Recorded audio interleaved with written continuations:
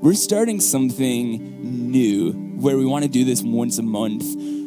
If you've been around Fellowship long enough, you've probably heard the phrase, we are a church of all stories and backgrounds. And I think the reason that is so important is because it neutralizes us. That no matter what we've done, what we still struggle with, it isn't our merit that saves us. And it's not how bad we've been that determines how far we have to go to get better. It's not how that works at all. Because of Jesus, it's his grace and his love, his sacrifice alone that saves us. And we get to be a part of that story. And so what we want to start doing once a month is highlighting specific stories of God's working.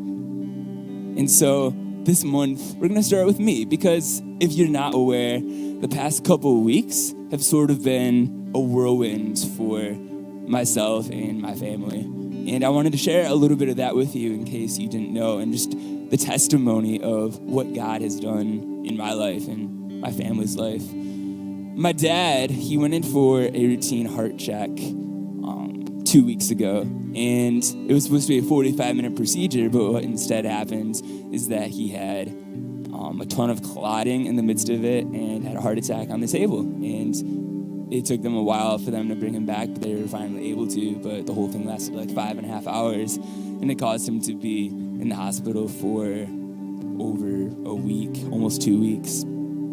And I know for a fact that a lot of you have gone through similar scares with your own family.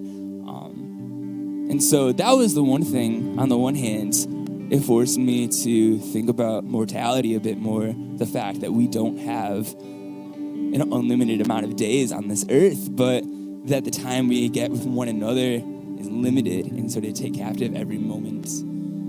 But the other thing is that God again and again and again showed how provident he is, how over everything he is, and how he doesn't let anything slip by him.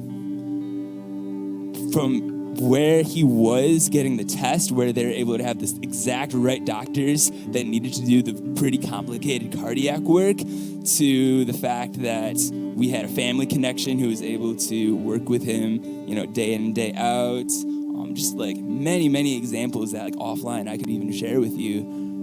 I was just able to see God working even in the midst of a situation where, on the one hand, it might have looked dire, but if he wouldn't have gone in for that heart test, he would have died probably at any moment from heart failure, the doctor said. And so even in those things like that, I'm just reminded of how amazing God is in it all.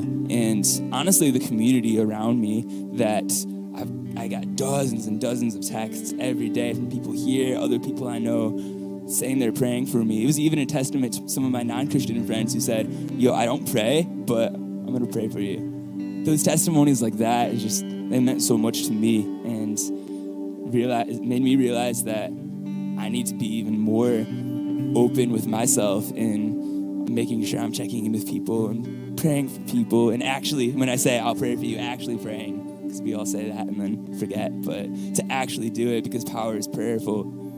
Prayer is powerful. And so through all of this, what underlines, I don't know if you can see it super well there, but on the bottom, it says, we will overcome by the blood of the Lamb and the word of our testimony. Those are words from the book of Revelation. And it's what I want it to be this year as we're sharing story after story after story, month after month, that it's by Jesus that we're saved, but it's by the word of our testimony of what God's doing that we're encouraged to keep going, to not let our eyes slip off of the prize that is Jesus, because it's easy to get distracted. But when we have these reminders that God is working, he is alive, he is moving powerfully in our midst, even when it hurts, even when we don't understand it, man, it's going to go so far, and God's going to do such amazing things through us, not because of us, but because of our surrender, our willingness to say yes to him. And above it all, he just wants to show us his love. He wants us to rest in the fact that he isn't an angry ogre in the sky just waiting to condemn us at every moment, but that he loved us so much that he would send his son. He would send, imagine if your father right now sending your son to die for someone else. You probably couldn't even imagine doing that, but that's what the God of the universe did.